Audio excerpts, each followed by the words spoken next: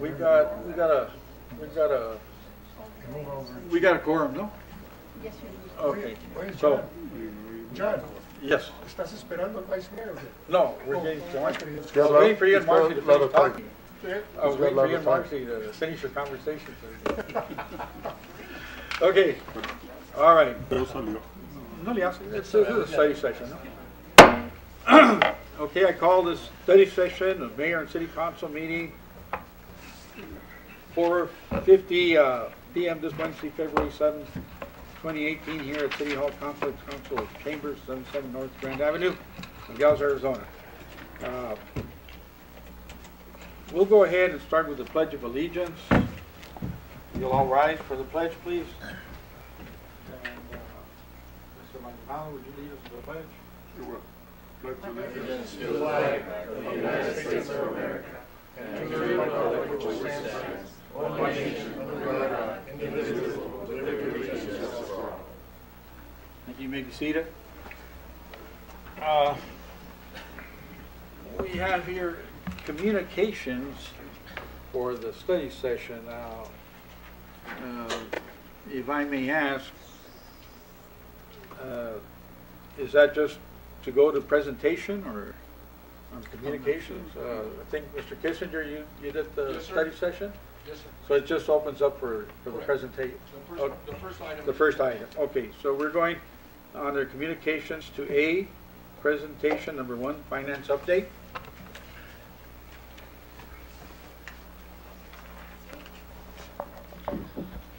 Good afternoon, Mayor and Council. My name is Janet Barrales, Finance Director, and I'm here today to give you a quick snapshot of the city's current financial numbers and where we're at currently. So, go to the, oops. So, my presentation will cover the following 3 items.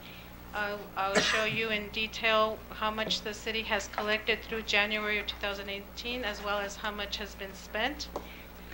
I'll give you a quick update on the investments earnings, and then the last item will be the current budget process that we are in. Okay. So, what do the numbers represent? There, as of January 2018, which is 58% of the total budget for the year. The revenues include anything that's been collected or billed, which is our utilities that we send out, as well as sales tax. And please keep in mind that the sales tax collected are for December sales from the merchants, not January. And then as far as the expenses, it's everything through January of 2018.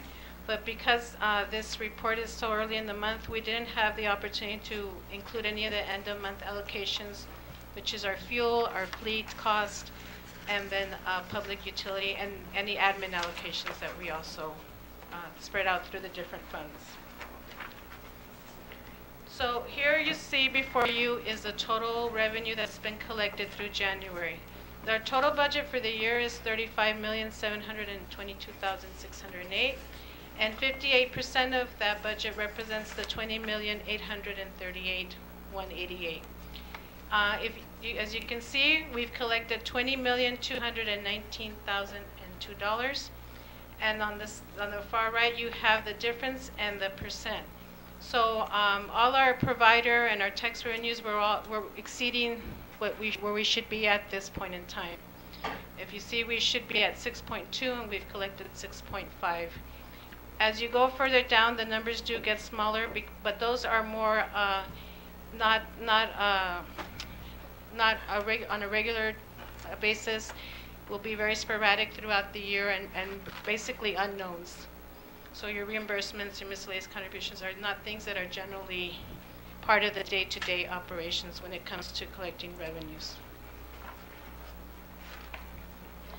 I also wanted to take this opportunity to give you like a quick snapshot of the sales tax collected so far this year in comparison to last year. And this is only sales tax. It's your sales tax, your quarter cent public safety, and bed tax, and any delinquent taxes. So I found it very interesting. If you compare December and January, this year December was higher than last year, but January was lower than last year. And I believe that that's because people are buying more online. You know, they're buying ahead of time to make sure they get their Christmas gifts in on time. And that's why you would see the collection of revenues higher in December versus January. But overall, we're still above by 19,000 from last year. This is also a snapshot of the last 10 years. I know Councilman Lucero had been asking for this. And based on the trend, it looks like we will be a little bit higher than we were last year. Again, this is just an estimate and not an actual number. The other numbers are there from our audited financial statements for the past 9 years. But again, I think that that's an indication that now that online sales are being taxed, it is helping our revenues. The next slide, and I apologize, it's a little bit busy, but it's every department that has a budget and then the expenditures for the year. The ones in the yellow are departments that have exceeded the percentage of the budget. So again, like revenues, we have our 58% of the total budget, which is the 20,818,000, and we're currently at 19. I can't see that very far. 18,317, 643. So this indicates that departments are being conservative and mindful of their spending and not exceeding their budgets. The ones in yellow, MIS, fire, animal control, golf course, and sewer. MIS, they pay a lot of their not memberships, but their maintenance contracts for all their computers and all. They pay those up front, so they get hit hardest at the beginning of the year, but then it'll spread out towards the end and they'll be fine. Fire has had some things they've been dealing with, their repairs to their fire trucks that they've been having to address. They had an employee retire who had been an employee for a long time, so when they cash out all their leave, it's an impact to their budget, and those are things that we do not budget for. And then also, we had not budgeted for the uniform allowance. In animal control, we used the budget amount from last year, and this indicates that the county had a higher budget than we had anticipated. The golf course is due mainly to the lawsuit with Pristini and having to pay for those legal fees. That is also something we did not take into consideration. The one in green is the purchase of the building. So because that has been completed, it will turn our amount upside down. But at the end of the year, it'll be fine. And then the last one is sewer. We had the emergency repair back in September. We've had the ongoing lawsuit with IBWC. There was a manhole that was repaired. So that kind of is why they're currently not within their budget. But at the end of the day, the bottom line is 88% of the budget of the 20 million. So we're still under and have not exceeded our budget for the time period. I'm sorry. Yes. Excuse me, Mr. Mayor. Go ahead, A couple of questions. Where it says 88%, so we still have, let's see, we have February, March, April, May. So what? Are we looking at the budget, our budget? At this point in time. So at this point in time, 58% represents the 20 million.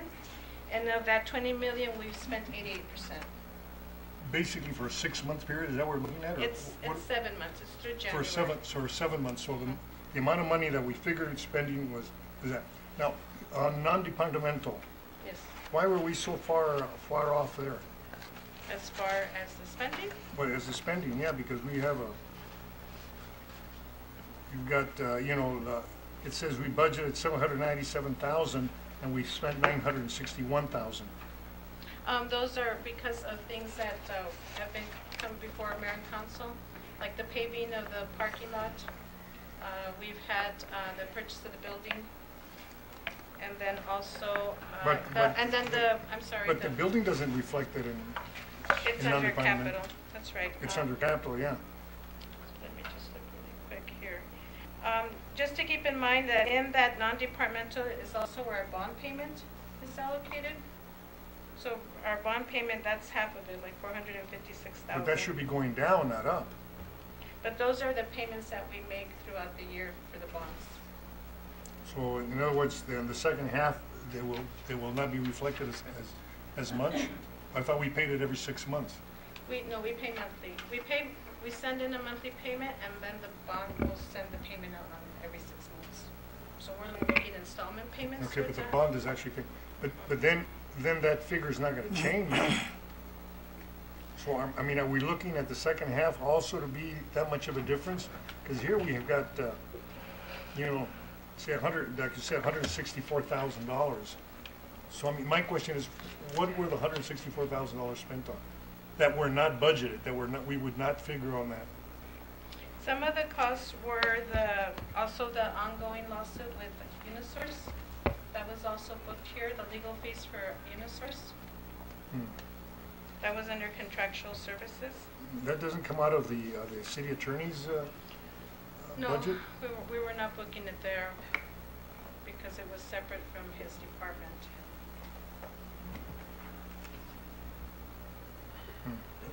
Well, then there's a lot of things here that maybe in our mind, at least in my mind, that I figure would be somewhere else, that are being put in another department. Maybe we'll have to get together so you can tell me why, you know, maybe if you can give me like a non-departmental, what was the $164,000, right? Sure. I mean, there's a big loss there, right? Yes, it's over by 163,000. That's correct. Now, there's actually two big ticket items in that weren't foreseen, which would be the paving and the lawsuit. That covers most of it. Lawsuit, Unisource. Is that the way you see it, Ms. Councilman Canizia? I don't know, is HERF in non-departmental? No, sir. Well, why won't the paving be in, Because it wasn't the paving of the City Hall parking lot is not a street, so we would not be able to use her funds to pay for private property. Mr. Mayor, are you finishing? yeah.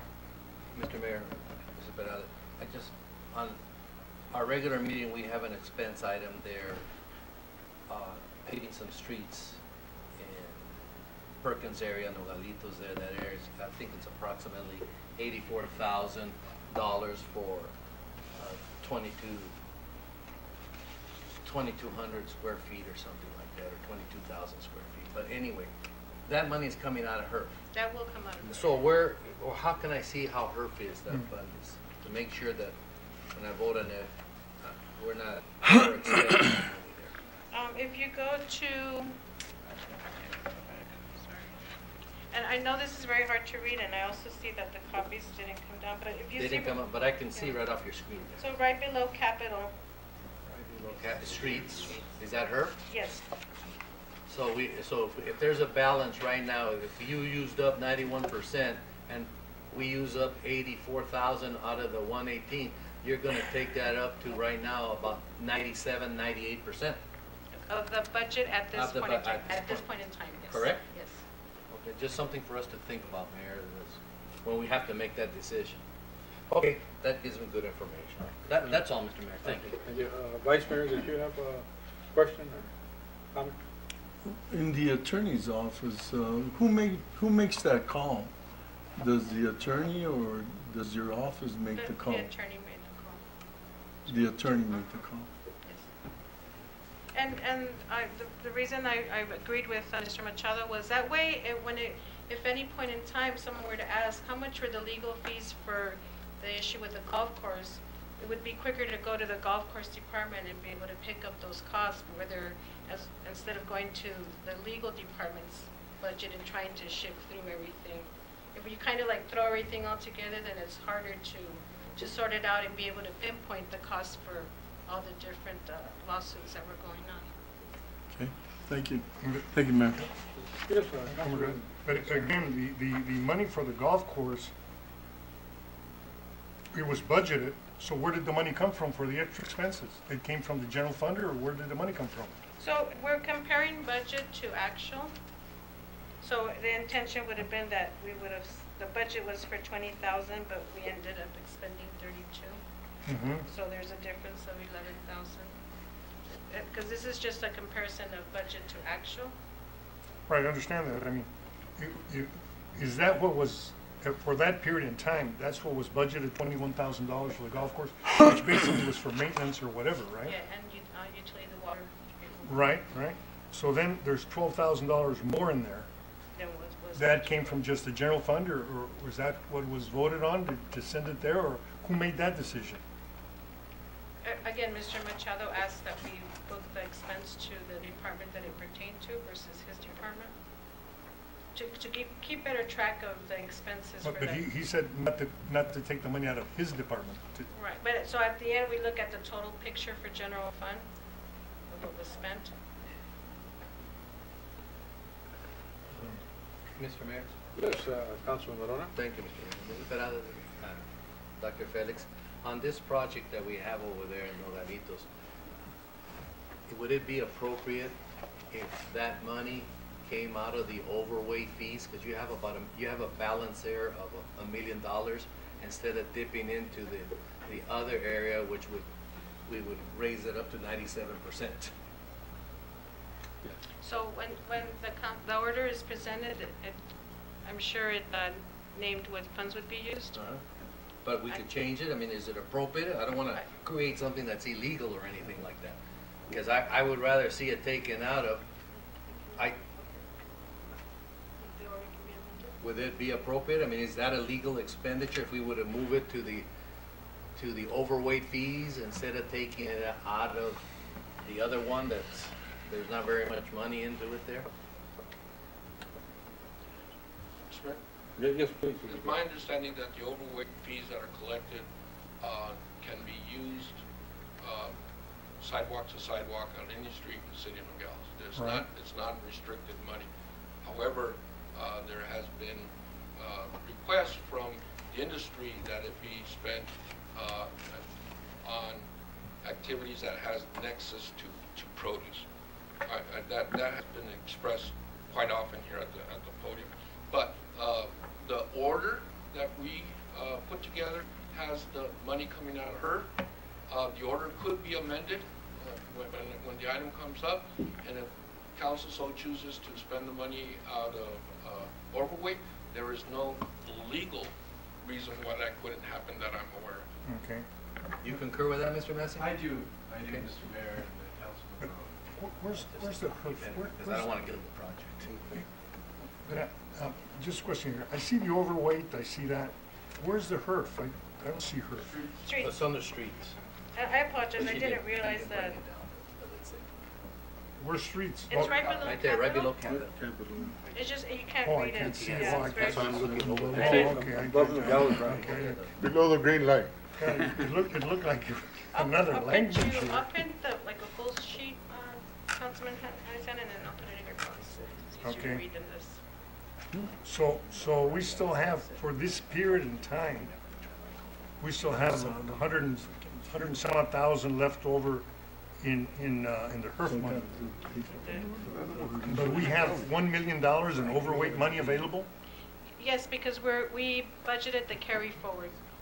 Any money that wasn't spent in previous years, we budget that so that is available to spend.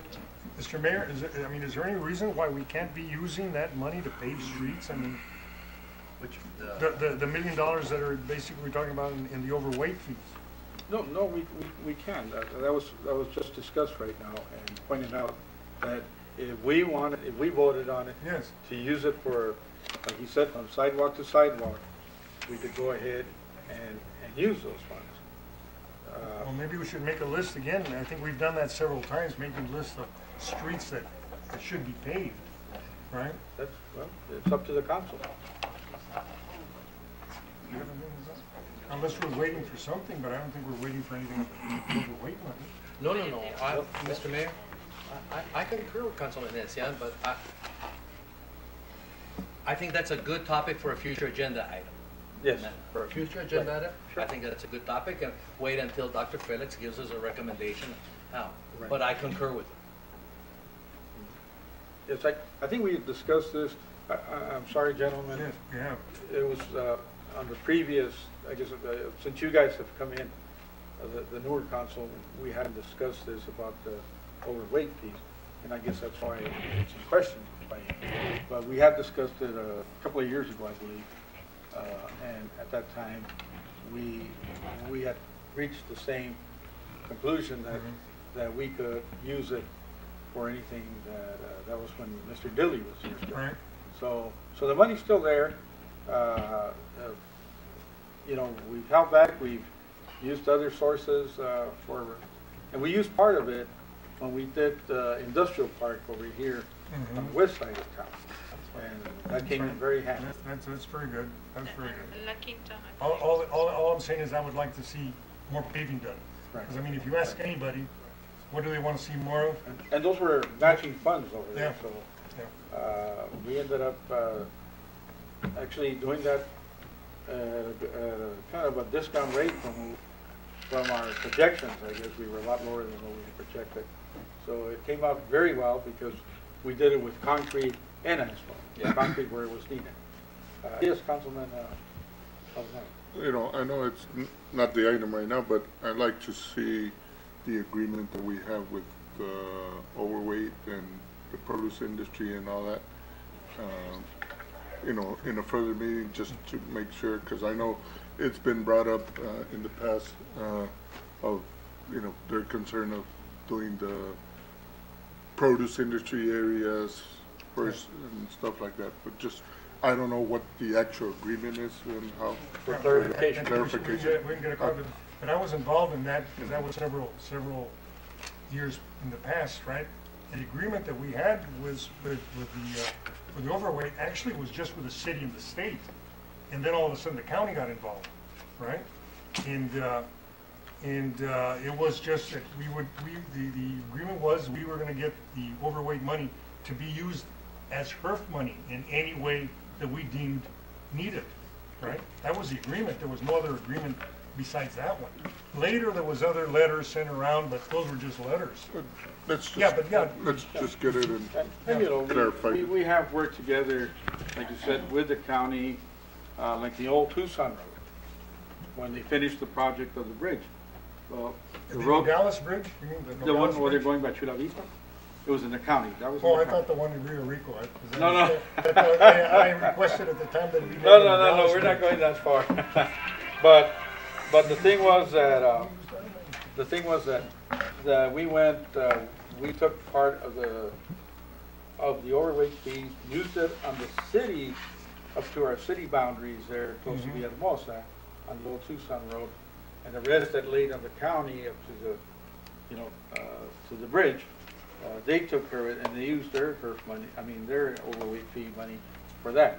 So working together, you know, we took care of business over there, and we applied in that sense, which was very appropriate because you have a lot of traffic from the produce warehouses that are out there, and they're the ones that were deteriorating the road. So, you know, in that sense, you know, I think the other stakeholders that are out there, produce industry, the Port Authority, they were happy about it.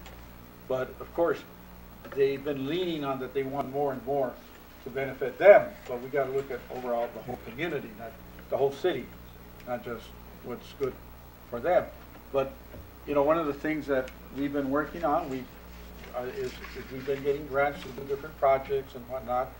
We're hoping to get down the road some grant money for the bridges that need to be widened. And if we need to get some from overweight fees, we'll get some from that at that time.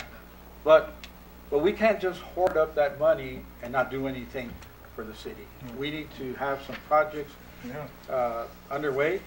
The money is growing, it keeps coming in, and we committed ourselves also to that project on 189 that's going to bring a lot of the future of Nogales down the road to that path. So, you know, I think we're using the overweight money, you know, pretty fairly and pretty wisely. But we're kind of laying back, we've fallen back behind a little on using it for our city street projects. And we need we need to start applying some of that to them. So it's something that we're gonna have to put on the agenda here, probably by next month, and start addressing it. Concur. Any other questions? Yes, Yeah, just one. Councilman. Fine. Dr. Felix, the new building over there, are you planning to use any money to start getting it, or what are the? We've not discussed the source of the funding, where it's gonna come from yet, but we're working on a projection for the cost to be involved and then trying to determine in terms of the availability of funds where we would pick it from. So we've not come to that point. Thank you. Anything else from the council? Okay, we'll continue and go forward. So, Councilman Hanesian, just to make, clarify maybe the confusion, if the total operating budget for the year is 35,722,608, if you take 58%, which is what 7 months represent, that's the 20 million. Right. And so my 88% indicates that of the 20 million that has been available up to this point, we've spent only 88% of it. Mm-hmm. And so if you look at the total revenues that were collected so far, which is the 20,219,000, and you subtract the 18,317,000 that has been spent, so we've underspent. We've collected more money than we've spent. we've spent. A difference of 1.9. Yeah, that I can see here at the bottom. Just real quick, where's the contingency fund there? So for this purposes, I didn't include it. So how much is in it right now? I think there's is it 1.9, Francisco? 1.9 available. How much was there on July the 1st? So you've only spent $100,000 out of it? Because we did budget the building separately. But how much was there 4 years ago is the question, actually, or 5 years ago? So back in 2015, when we prepared the budget, we decided that we would not put the whole amount and just limit it to the 2 million instead of budgeting a larger amount, because we didn't feel there was a need to put in 5, 6, 7 million for contingency. So there is more than that available. So there is more than that available, it's just not being And not counted. budgeted for, right, for the year. And still, Mr. Peralta, if you and Dr. Felix can just give us, I see a lot of departments that have already hit in the 90s as of January. So you're going to have a lot of departments that are going to exceed 110, 120%. So are you telling us that financially we will be okay? Yes, we should be. Or in other words, Yeah, it's not. Yeah, but it's not 90% of their total budget. 90% of the budget up till now. Yeah, the percentage spent is 90%. To date. Yeah, well, that's what I'm saying, to date. So at the end of June, it's going to exceed the 100.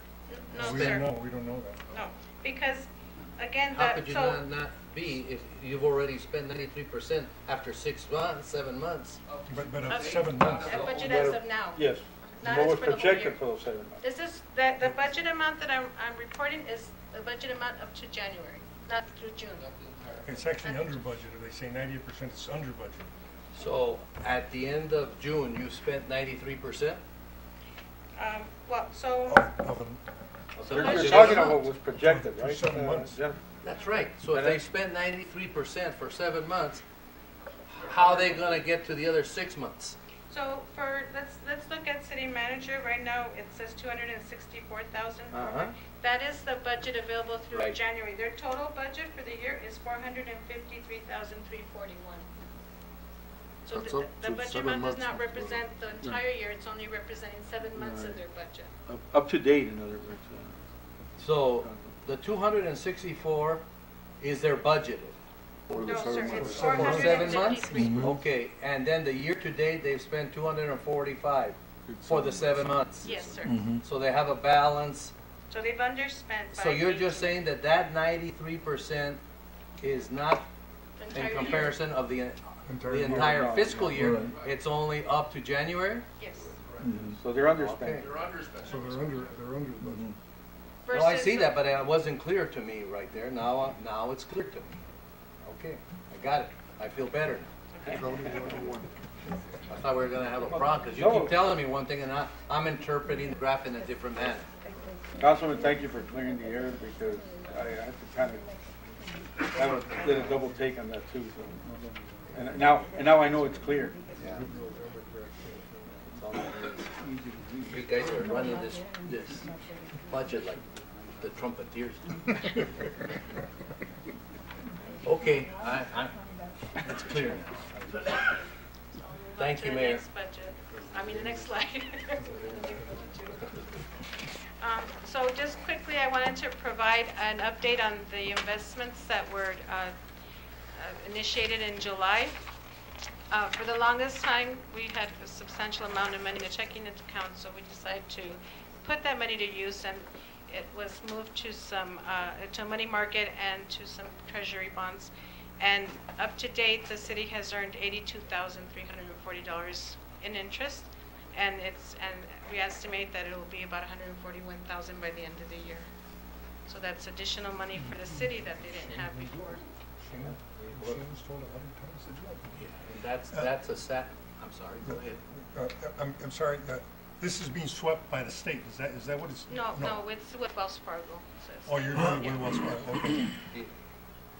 This is very good, the decision that we made, Mayor. Unfortunately, if you go back and look the previous 4 or 5 years, when we had all of this money into the checking account, if you just look at $141,000 and multiply that times 5, that's how much money the city lost by not doing this. And it's very unfortunate that that money was not put to That's good right. use. And We call that the city manager form of government. And yes, and again, no fault due to Jeanette. So. No, that's what I'm saying. This is good, because she brought this. Yes. It was at her that she brought this to us. Right, it was the former lady in charge of that department. Well, I don't know if it was that as much as it was the city manager. No, I think- Well, both of them. She came under Mr. Dilly, so Yep. they both should have been. Mr. Mayor, what happened on that, we used to be with the state going back 6, 7, 8 years ago.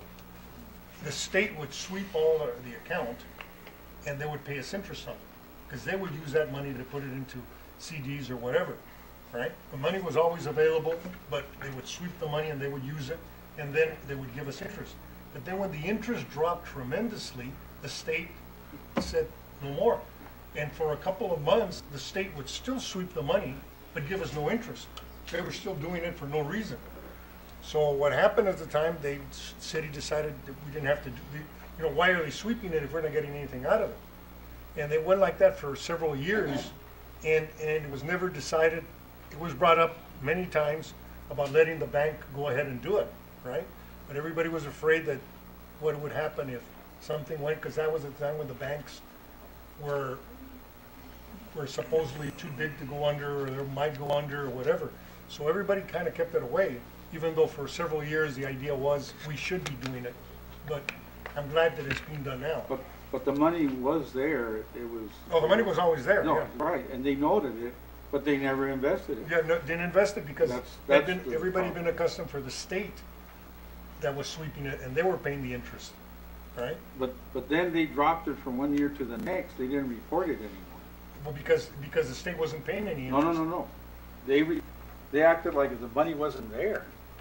There was like 10 million unaccounted for, or 12, I forget what it was. But all of a sudden we only had it dropped.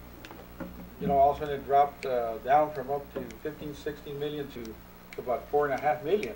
And that's when I said, well, what happened to the money? And then all the changes came into play. Those folks left, and then when Jeanette came in, well, she found out the money was parked there without gaining any interest. Looked like it was ready to sprout wings and go somewhere. Yeah, but there was some money that wasn't there. It was money that was designated. Federal government would say you have to use this money for something or other, and it was given to us, and it was put in that fund. But it was designated money. If you look, you would say, oh, there's $10 million, but at least half of it was already designated for what it was going to be used for. No. It wasn't available for something else. But that was a fund that we were growing. That we were trying to reach 20 million to cover anything, any future, because we were looking at future peso devaluations or anything that would come into play. But the thing is that from one year to the next, we weren't getting any reports on the majority of it. I don't know if you were here at the time, Janet, weren't you, when was it Sherry that was here? And we, all of a sudden, there was no accountability on it. But the money was there. But the thing is that it should have, you know, if we would have continued to get the reports, maybe one of the councilmen would have said, you know, we would have said, well, what's going on? Why aren't they on some kind of interest-bearing account? But whatever happened, somebody dropped the ball back. It was brought up several times. Yeah. It was brought up But the many good thing times. is that we're back on track. Yeah, that's a good thing. So we just need to remain that way. And thank you for your financial advice, that's very good. Thank you. We'll go on to the next slide. So next section, we're going to talk about the budget process for the next fiscal year. So the finance department began their process in October 2017. The department directors were asked to turn in their worksheets by November. And then from there, we went with Dr. Felix went with every department to review their budgets. We did discuss many departments have many needs that are not part of their operations. Vehicles, fire needs new trucks. Also, there's some projects that the departments have. They need to fix roofs on buildings and painting. So all those items will not be included in the budget. It'll be a separate section, and then we'll allow mayor and council to review and decide how they want to proceed to take care of these needs. Yes, Jeanette. When will that be happening, that we'll be able to review items like the PSPRS, retirement rate, health insurance premium? So all those things, merit required time.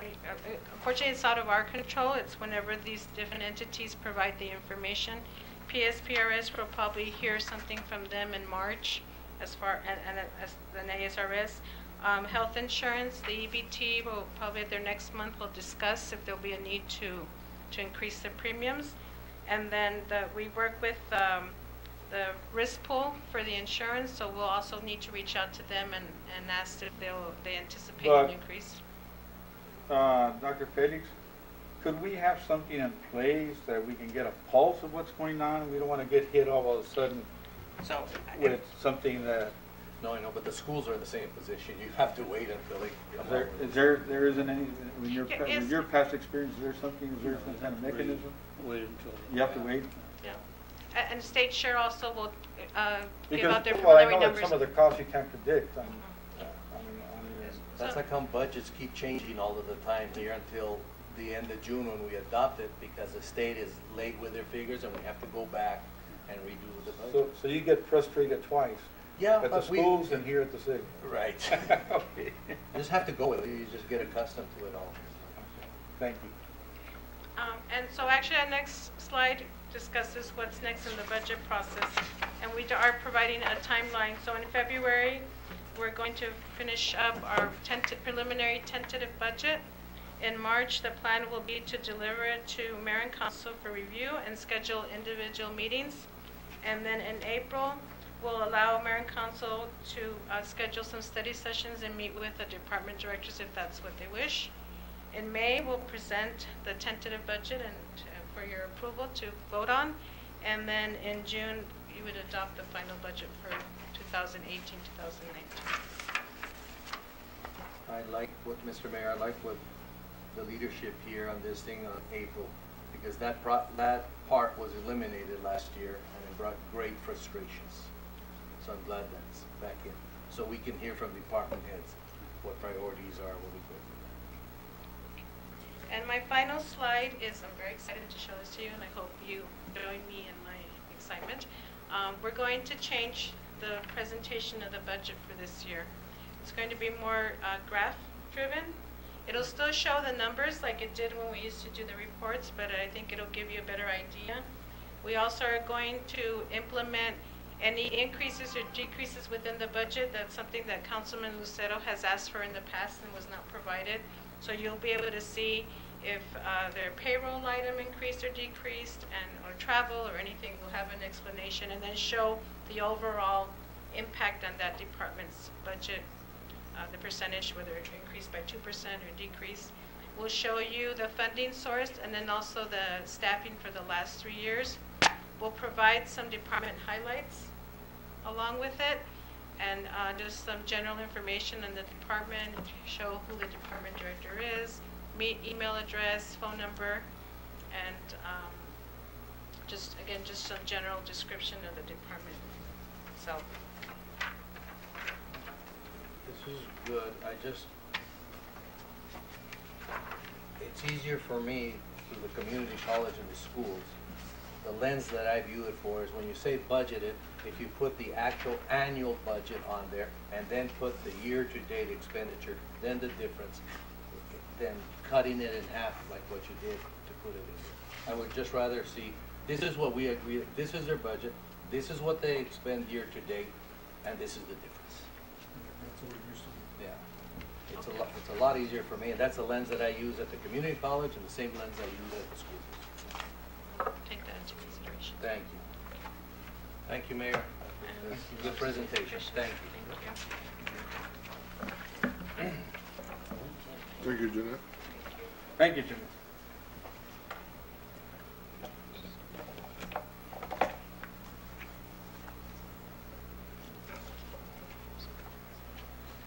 And you know, Jeanette, I also, I don't know how you do it in comparison, you know, you would ask questions sometimes on numbers, and you always have them on the top of your head, you kind of get to them real quick.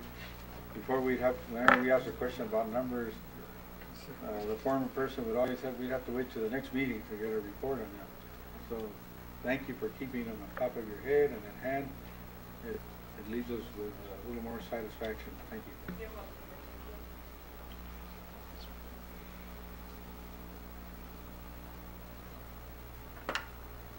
Okay, I guess going forward on this, we'll go to the reports. And number one, we have a report by NPD on train blocking city streets. Councilman Barona wanted to find out a little more information on that. I think we all do want to hear an update on it. Okay. Okay. Good afternoon, mayors and council, Dr. Felix, and city staff, and members of the audience. Manny Menes from the Nogales Police Department. And what I'm going to be presenting here today is a preliminary presentation, as you can see on the first slide. And the topics and discussion are going to be the 2017 to-date train blockage report, the City of Nogales ordinance that's currently in effect, federal regulations and state laws that pertain to the train blockage, and a summary of this report. As you can see in this first slide, this is something we all experience one time or another. This is Banks Bridge that's a little bit south of here, and you can see the train is blocking, and there's a recognizable bus there. It's the city transport vehicle there. For the year of 2017 and the first few weeks of 2018, this is what we have documented in our record management system, the train blockage report, which lists 18 documented train blockage incidents. And you can see they start from the first of the year of 2017 and then the first week of, or second week, I should say, of January of 2018. You can see the locations where the train blockage occurred, the time that was involved, and the total time that this train blockage. Could we ask a question along those lines, and especially on the ones that are over an hour? Did they give any explanations for those individual times? Yes, Mayor. On the next slide, I will get into Okay. actually what caused some of these train blockages. I just wanted to cover this as being the ones that we currently document. This does not include the train blockages that occurs on a regular daily basis, which is averages between 5 to 7 trains transgressing through the city of Nogales. This is the ones where there were actual incidents where the timeline was a little more than it's normal, and then that's when the department got involved. So these are the ones that went over the normal time. Correct. Okay. And like I was mentioning, you can see that the times vary from some as little as 2 minutes and some up to, over an hour and a half. here's some of the reasons, not all, but some of the reasons that these blockages did occur. You have incidents that do occur in the Nogales Sonora side, which vary from barricades that protesters put up. Sometimes the railroad arms aren't working properly, and that impacts the traffic. I'll list intersections that are impacted here in the next slide. Union Pacific works closely with the police department and notifies us when some of these incidents are occurring, and the train is going to be blocking a little longer than expected and normal. Sometimes they have incidents where the train itself stops working. The cargo's too heavy, and they have to call in support from additional trains. The most common one that we experience is the very last one, where it says railroad arms down, reasons unknown. For some reason, these railroad arms malfunction. They start going up and down, sometimes staying down. The intersections that I'll list in the next slide are impacted, sometimes continuously, and we have to reach out to Union Pacific and in some occasions ADOT for their support. These are the intersections that are impacted by the blockage, and it starts from the northern part of the city limits, which is North Grand Avenue, West Mesa Verde Drive, all the way to the most southern part of the city, which is North Grand Avenue and West Park Street. There's currently a city ordinance in effect, and if I incorrectly cited, Mr. Massey's here to help me out with it, but section 17-7, blocking street, indicates that it's unlawful for this train to block an intersection or thoroughfare for more than 5 minutes. And the penalty for this violation is considered a Class 1 misdemeanor. Now citing federal regulations, state law, the reason I put the Federal Railroad Administration track classification, because the city of Nogales is considered a Class 1 railroad track, which indicates that the train cannot progress through the city at 10 miles an hour or higher than that. The reason is because the obvious, for the safety of the community. Arizona Revised Statute 4852, also similar to what we have as our city ordinances, which indicates that no railroad can block any city streets, but their time limit is 15 minutes, and their penalty is a Class 2 misdemeanor. What kind of fines does that carry? That really depends on the court itself, but I'll let Mr. Massey refer to that. The statute for Class 1 misdemeanors, Mr. Mayor, allows for fines up to $2,500. So that's substantial. That'll get somebody's attention. Yeah. And that briefly, that concludes my brief, like I said, presentation of this railroad blockage. And here, this is where I can answer any questions that arise from this brief presentation. Mr. Mayor, so how many citations did you give? And this last year, none, sir. And all the blockages and everything, and you guys didn't give one citation? Well, when we consider the effect that, well, the impact that the train blockage occurred and what impact the train had with the conductor and engineer. So it would be really difficult to hold the train conductor or the engineer responsible for something that's out of their control. It's like a car driving down the road and it breaks down, and holding that person responsible for their car breaking down.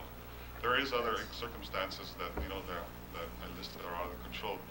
So that would be something that would be considered, if we were ever to do any citations to be issued, it would be an operational plan that I think should be planned out more currently, and with the support of the city attorney's office. Mr. Mayor, I just, for the sake of me, I'm not in law enforcement. I don't have any law enforcement experience at all. But I just can't convince myself that I go through town morally and 7, 8, 9 times. I see the train blocking from Park to Court to the one in front of the Americana, and I see those trains getting longer and longer and longer. And that we didn't give one ticket, and you're justifying that because they break down, and the analogy is like a car. I can't believe that. I just can't see how we have an ordinance and in essence we're not enforcing it, especially at $2,500. I mean, we're doing nothing. You're just letting the people and you're putting the public safety here at bay also with that. That's a good It's- point, and the other thing that you left out, Councilman Barona, is aside from the trains getting longer and taking more time, not only blocking 1 or 2 or 3 crossings, sometimes you have 4 crossings that are being affected all the way, from right here, I guess, is it Dope, that's over by Banker, Yes, correct, that's still street, all the way to Park. correct. So you have 1, 2, 3, 4. And the other problem is that the more train loads that we have, then, you can go 15, 20 minutes blocking. As soon as that moves, 5 minutes later or 10 minutes later, here comes another. Another train. And so they stay another 15. And that's kind of unfair for our local community. Now, I know that we're going to have to kind of fine tune that, find some kind of medium that we can address those problems. But, it's one thing to be the infrastructure for this region, but we got to be allowed to breathe. We got to be allowed to function. We got to be allowed to have our pedestrian traffic and car traffic move from one side of our main street to the other side of our main street.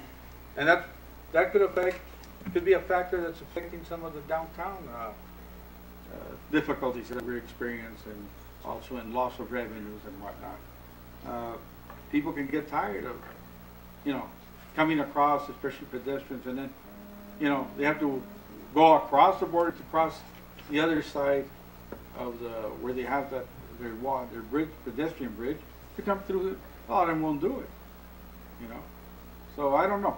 I think we need to look at that. Yes, Councilman Diaz, go ahead. Commander, just as a suggestion, do you think maybe the Nogales Police Department can reach out to the Union Pacific Railroad and maybe get between you guys, work something out where they won't take so long at the crossings, and by you guys working out a plan with the Union Pacific Railroad police?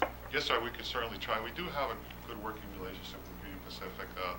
Their officers do reach out to us when there is an incident, and we do vice versa. Our communication center reaches their dispatch center.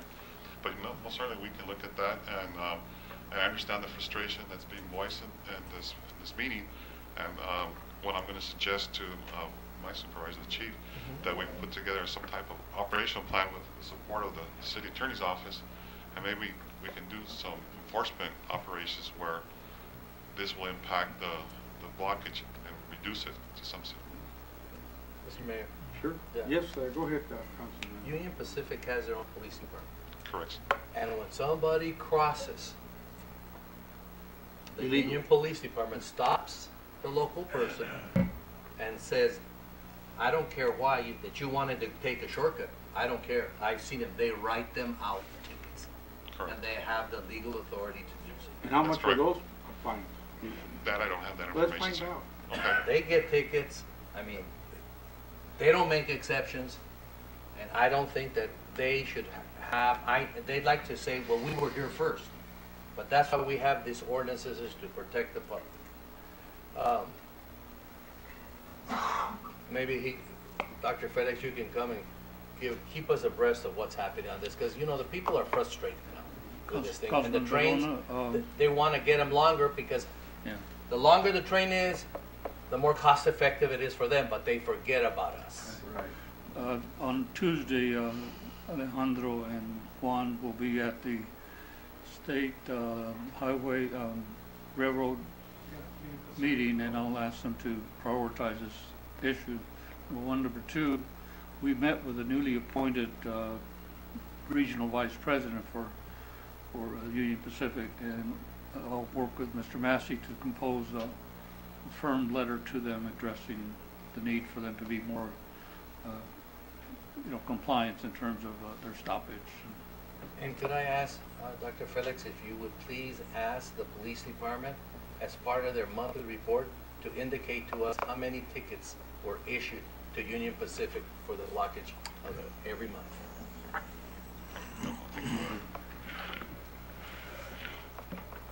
Maybe that way we'll get their attention. Well, we need to do something, Mayor, because the people are frustrated. We want to cooperate, That's right. but it can't be that no ticket were issued, yes. and their police officers are issuing people Right. tickets to our people. And that's what it is. So if you could find out also how much pedestrian traffic or even car traffic that for whatever reason they get pulled over and bitten up, what are our citizens paying on those fines? Okay. And maybe we need to up the scale on the 2,500. It all depends what like if you get a pedestrian for $500 and they're carrying a bunch of train cars that are holding up traffic, well, then I think $2,500 is a pretty good deal for them, especially when our pedestrians can't even make ends meet. You know, especially with their folks from across the border and whatnot, so they're not going to want to come and shop here. You know, so we got to look at all those things. Yes, Vice Mayor. Yes, Mr. Mayor, I was wondering, is there a past history of citations being given by past administrations that were effective, or has anything ever been done? Yes, sir. Well, I can tell you on that, I don't have the exact dates, but we did try to enforce this ordinance, or actually a variance of this ordinance a few years back, and we were citing the engineer or conductor, depending who we were able to make contact with on the train, because there's specific rules that one of them were not, they can't get off the train to meet with the officer. And there was a point in time when we were issuing a good number of citations, but at the end of the day, the results for those citations did not lead to any change. Most of them were agreed to be dismissed, and agreements were made at that time that they would comply better. But as time has passed, it has gotten back to what they were doing. How many years did you say? I want to say this has been maybe 15 years ago, if not longer. Well, I remember when we had Chief Acevedo back in the day, I guess it was in the 80s, late 80s. I think right after you, Mr. Varona. And I don't know if he was under you or he was under my brother's administration, but he was ordered to step up because of the train blockage. Who was that, Mayor? Chief Acevedo under Mayor Doyle. the former Doyle administration. Dan Doyle. And he had to, the engineer didn't want to come down, the conductor, wherever it was. So they were stalled until the chief got there, and he just went up there and dragged him down and had him arrested until he paid the fine. So we don't want to go all the way to those extremes, but you know, maybe you want to bring that past incident to their minds, that they need to do something about the problems that they're creating here. Understand. Thank you. Anyone else? The train? Okay. Well, I think we covered some good points, and I think we can get some direction from here. And I think when we find out, as soon as you find out what the fines are that they're charging, if you can bring it to our city manager so you can let us know and get a report on that, because we need to find a balance. Yes, sir. Thank you. Thank you. Okay. We have here on number 2, report on site loader accident. Councilman Varona? Mayor, could I please ask you, Mayor, I noticed that on our regular meeting under item 5.5, there's a discussion. If they could give the report right there. So That would save us time. Yeah, that'll save us. I think that's good. I put it on the regular agenda Yes. also because aside from the report, we want to know what direction we're going to take on that. So we can do it right there. So, okay, that's fine. We'll go ahead and skip that for the time being. And we'll go to number 3, and a report on the Peña Blanca sewer line, which we've also asked for information on that in the past, and hopefully we'll get it today. Councilman Varona? Is the engineer here? Are you going to make? Okay. Okay.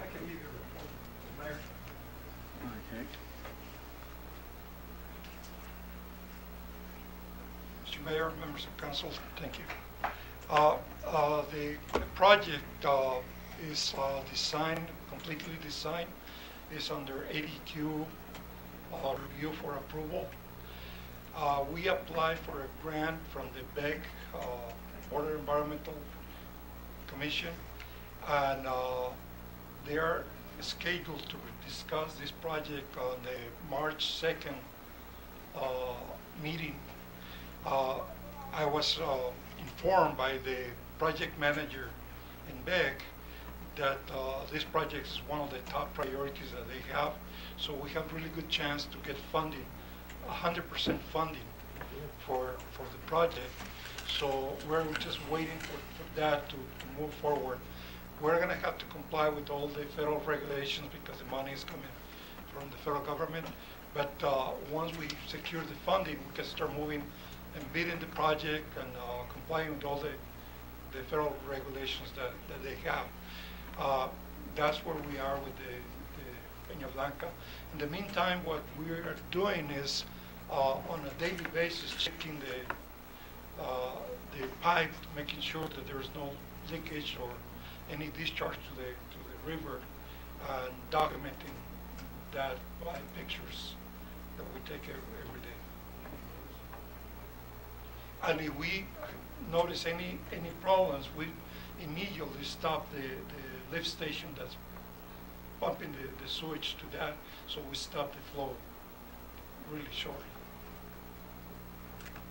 That's good, Mr. Mayor. I just wanted that we have an update of what's going on, because we got an update and then the engineer left and we never heard anything about it, just so that we know what's going on, because I don't want to get cited for it. No, it's moving along. Okay. Thank you, Mr. Garcia. All right, so if there's no further questions, then we'll go to the next item. We have number 4, strategic plan, update on planning and zoning.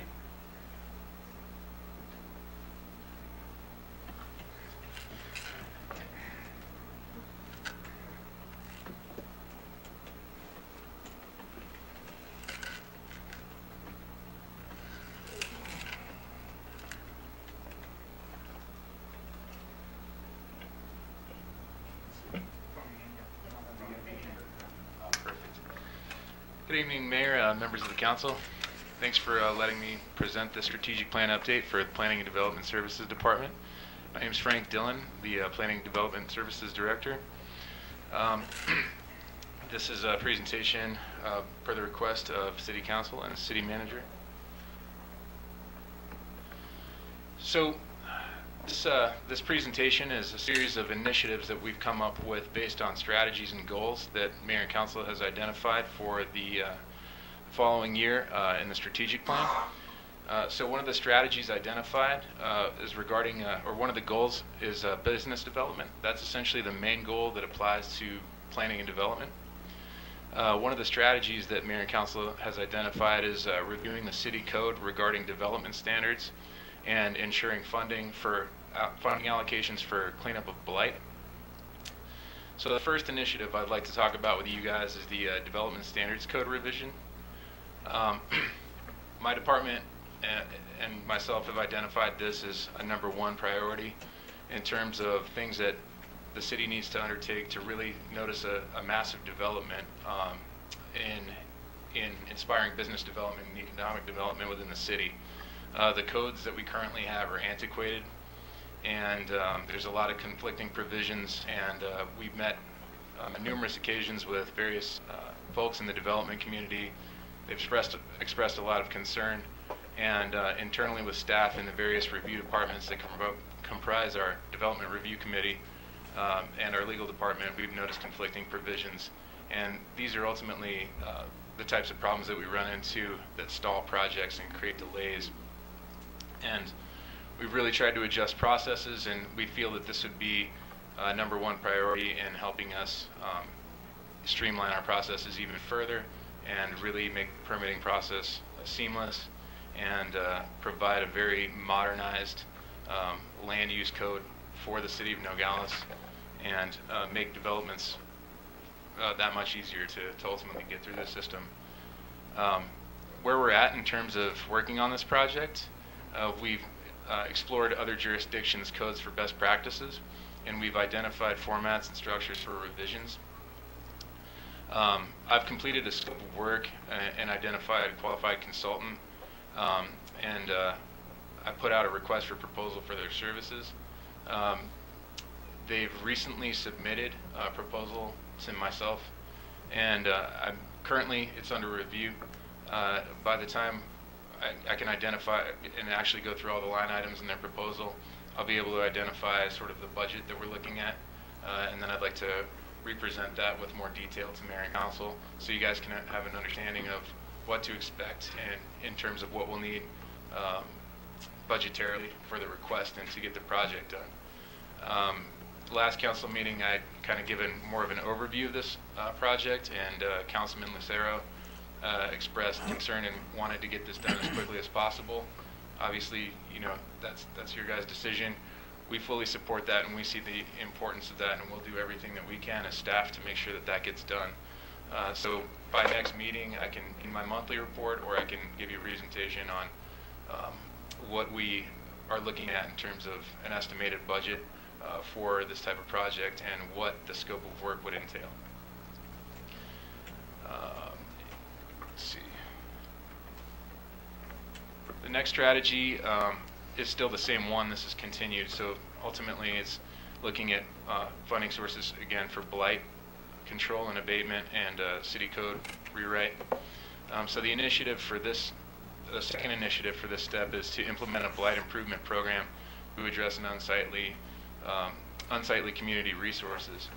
I've been meeting with Dr. Felix to discuss some strategies that we can employ. It's really a mixture of things that we're going to have to create a toolbox with a series of tools to get this handled.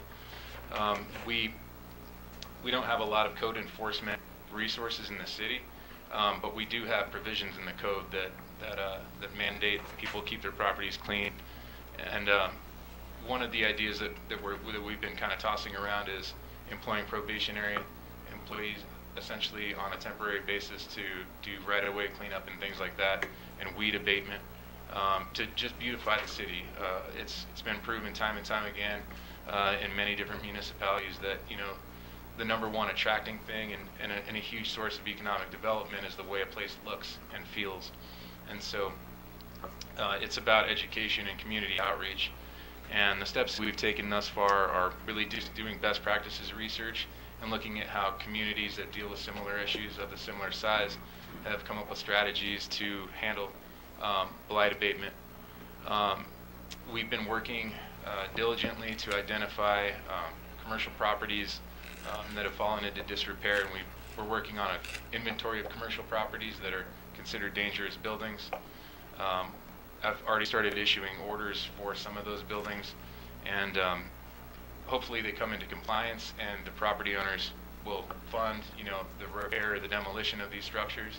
If not, they have to be forwarded to the city attorney's office, and then further action needs to be taken in the courts. That is the due process for handling those issues. The action items in progress so far are, again, developing this blight improvement cleanup program and strategies, inventorying the nuisance properties as I just mentioned, creating a section in our development standards code to address violations and penalties a little bit more clearly. And again, that falls under the first initiative where we can kind of really make that easier to understand in our new land use code rewrite. And conducting community outreach and education to promote awareness, and working with our newly procured grant writer to identify opportunities for funding. So there are outside sources of funding that we can seek as well. And Dr. Felix and I are actually in the process of scheduling a meeting with a grant writer that we've hired on a quarterly basis to look into those grant writing opportunities and hopefully seek federal funds and other funding sources to be able to handle some of these issues. Okay, the next strategy regarding the business development is simplifying and clarifying our business processes program. I've been working closely with Jeanette Perales, the Director of Finance, Budget, and also the Fire Chief, Mike McKierney, And we've been working on a strategy ultimately to consolidate our business licensing process. And we've got a pretty good plan laid out. We've been waiting to implement it until I could fill a position in my department at the one-stop shop, and I was just able to fill it this week. So we've got a new person working there who seems to be a pretty promising employee and will be an outstanding contribution to our team. So we're really looking forward to having them on board.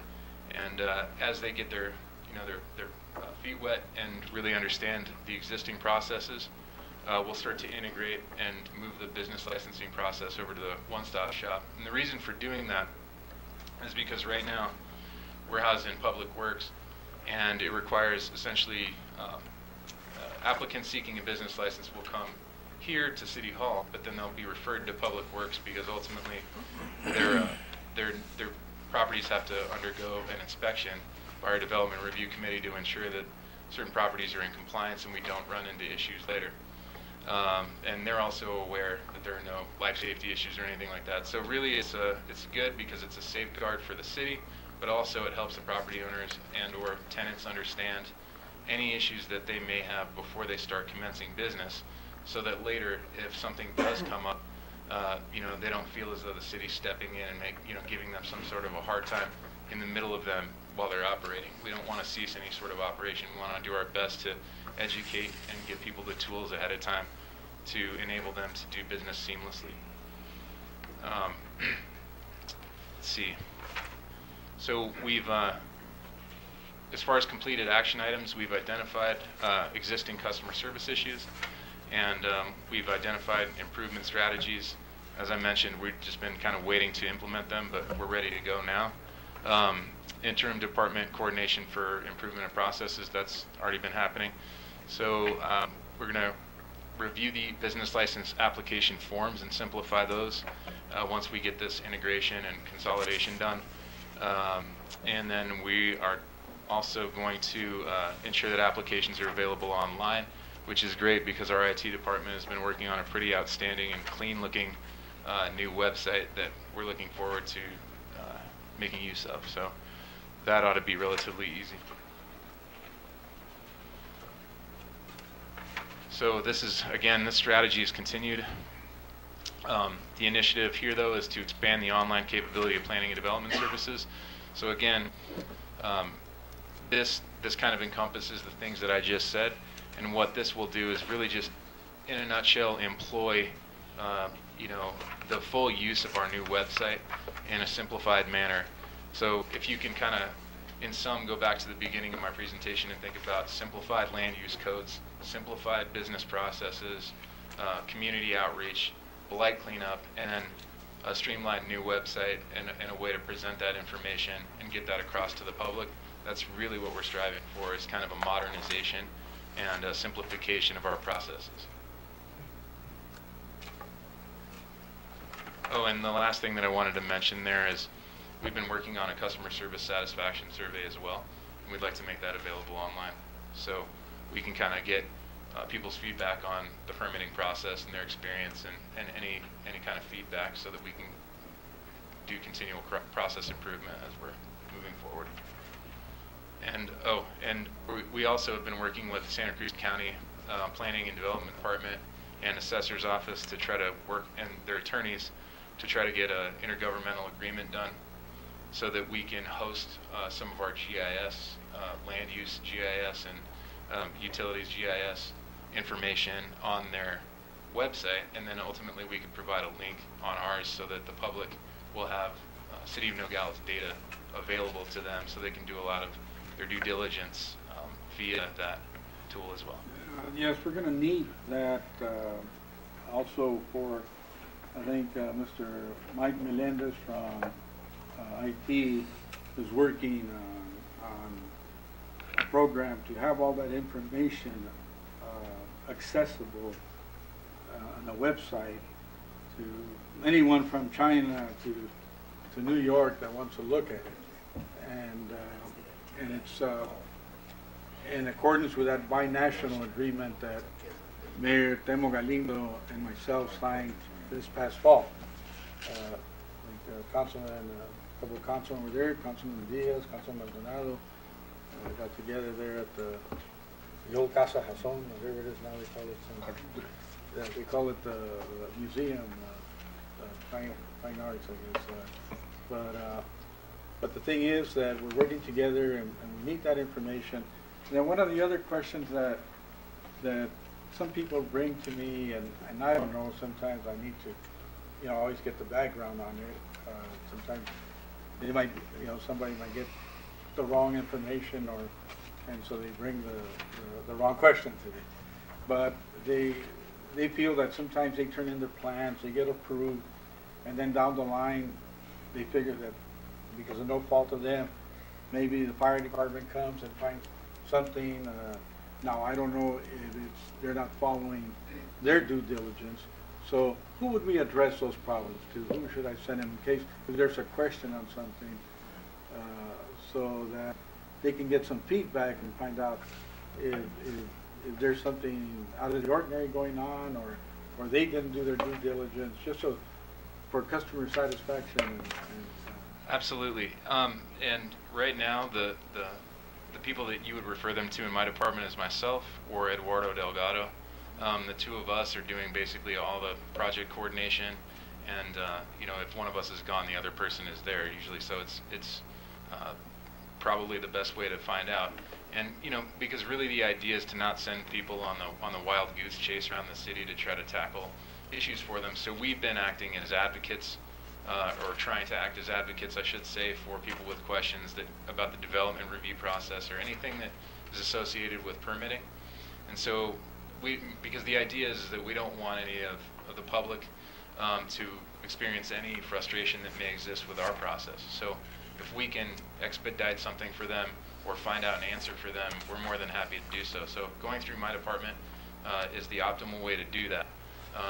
If they already have direct lines of communication with the person that they're dealing with, obviously if there's a fire inspection or something like that and they've been working with the fire marshal on a solution, going through me isn't necessarily, or my department isn't going to necessarily be the least circuitous way, right? But if they have an open line of communication with the department that they're dealing with, that also works as well. But if they're working on an active project, I always suggest that they go through planning and development services, because a lot of what happens is there are many moving parts in a project, and what my department is trying to do is consolidate the review process through us and funnel it through us, so we can advocate for the applicant and make sure we get all the right answers for them, and then they don't have to run around and do it.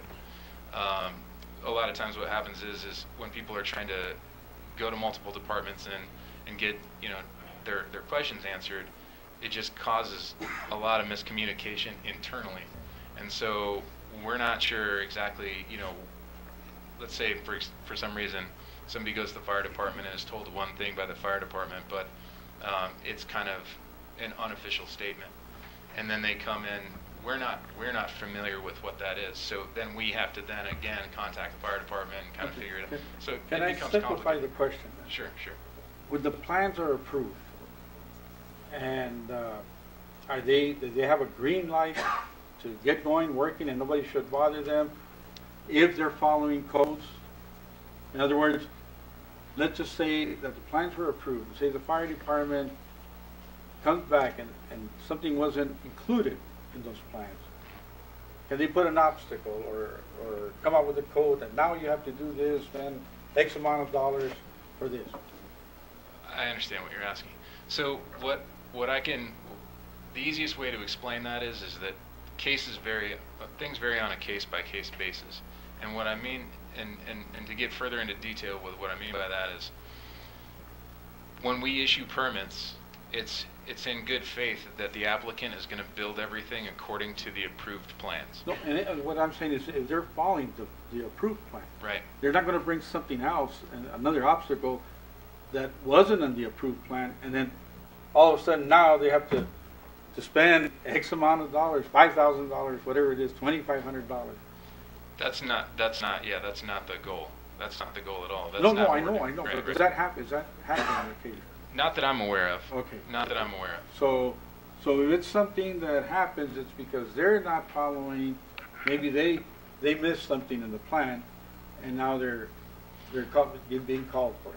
Right, Mr. Mayor, yeah, so what can happen sometimes is they can get a set of plans approved that are compliant with our codes, and they can get permits issued, and applicants can then, or their contractors can possibly miss something mistakenly. Sometimes people don't build things, or they try to cut costs after they get the permits and think that nobody's going to notice, and things get noticed during construction inspections. And that's just us doing our due diligence in terms No, that's of fine. our process. And it should be done. Sure. I'm just wondering if the other scenario was that would they add something else after the plans were approved? That's not standard operating procedure. Okay, thank you. So you're kind of working on a one-stop shop place where once they get the green light, they're good to go as long as they follow what applies to them, the rules, the codes, the regulations. Right. And if they do everything according to their due diligence of following the plan, nobody should bother them. Right. The idea basically is to create almost like a business and development services center, right? So that when people come in, they're not burdened with, having to know all of the answers necessarily, or try to go find them all over the city and schedule all these appointments and things like that. It's to come in, have simple codes that they can understand, have a simple explanation to those codes, not get lost in the weeds of the technical jargon that, that's what we get paid to do, right? Is to kind of interpret and figure these things out. And to be able to give them simple requirements, simple checklists, have them be able to fulfill those requirements, and then for us to expeditiously review them, review their plans and set them up for success. Good. That sounds good. The only other recommendation that I have at this moment is that since you're going with to Union Pacific, I think Mr. Guerra, and will you be there also? I can be. Okay. Well, what I would like to give direction on is that they also mention that property that the Union Pacific has, the old WP gas station that's abandoned there and deteriorating and almost falling apart. And if you can explain to them that they're going to get a lawsuit if a piece of wood or something falls on somebody's head, or in a windstorm something flies off and causes an accident on Grand Avenue. I mean, we need to address that issue. I agree, and that's one of those unsightly blight issues that we're looking to address, that I've been working with Dr. Felix on some strategies to try to approach Union Pacific to deal with that one. That one particularly is an eyesore, obviously, because it's in such a prominent part of the city as well. So we understand the importance of that, and that's been kind of a difficult one. I understand how important it is to kind of figure out a strategy to handle. Well, I think Mr. Barona had the right idea. Start with some fines. Maybe we can reach some kind of a mutual agreement where they'll take care of their business and we'll take care of ours. But that'll be with legal, and that'll be different other departments. But we need to start taking charge, initiating those things so that they'll know that they're not getting just a free ride to our community. Sure. I think, there's one more. I'll go quickly. So let's see. Review process improvement. So development review process improvement. This is really something that we have been doing and that we will continue to do as we identify issues with our process. And that's what the point of, customer service satisfaction surveys and things like that are for, and ultimately feedback from our applicants. So I won't hang on this one too long. This is a continual item, and it'll always be included just because you're never really perfect. There's always room to improve, so we're always looking at that. Any other questions? Mayor? Yes, go ahead, Councilman. I think I've received a lot of complaints about the process during my time, and I really feel that Mr. Dillon's trying to go ahead and make the city of Nogales more business friendly in the direction that he's going. I just want to highlight that to Mr. Dillon, because I've seen people move to another city in Texas and come back and tell me that it was easier to go through the process in that particular city than it is in the city of Nogales. Therefore, they're moving their entire plant and crossing the Mexican border right there at that particular city that they do business here. So I'm glad that you're making it a lot friendlier, more convenient, and I would like to see a lot of your satisfaction surveys on your monthly reports of that, so we can all keep abreast of what is happening, what kind of feedback you're getting on the service that you are producing on behalf of the citizens here. Absolutely, thank you. I appreciate that, and I just want to say thank you in advance for any support that Mayor and Council can give me to execute the initiatives in terms of rewrites of the development code and things like that. It's hugely appreciated, and really a lot of the success is contingent on, you know, having things be simple, and you know, we can try to explain things as much as possible, but if we're dealing with complicated policies and procedures, there's only so far you can go. So if you guys can help my department support those things, that would be fantastic, and you know, you have my promise to continue to work hard to make it as simple as possible. But you know, as I say to the applicants and you know, my fellow development review committee folks, we're here to issue permits. That's what we're here to do. We're here to help people get things built, not to not help people get things built. So that's the attitude. Thank you. Thank you, Mayor. Okay, thank you, Councilman. And are we done, Mr. Dillon? Yeah, that's all. Okay, any other questions? Seeing none, we'll go to strategic plan update on facilities. Mr. Mayor, if the council wants, we can postpone that one to next meeting. There's no problem if you want to get on with the regular meeting. So Okay, it's your call. is that okay with the council? In that sense, we're running a little behind. Are any of the other discussion items something that we can discuss in a future date? Councilman Barona, we noticed that we have one there, and then you know, I know that the revision of city council usually takes a little more time. Mayor, we can do both of those at our next meeting. Next meeting, okay. So in that sense, in opposition to that, do I have a motion to adjourn? So moved. Thank you very much. All those in favor signify by saying aye. Aye. No nays.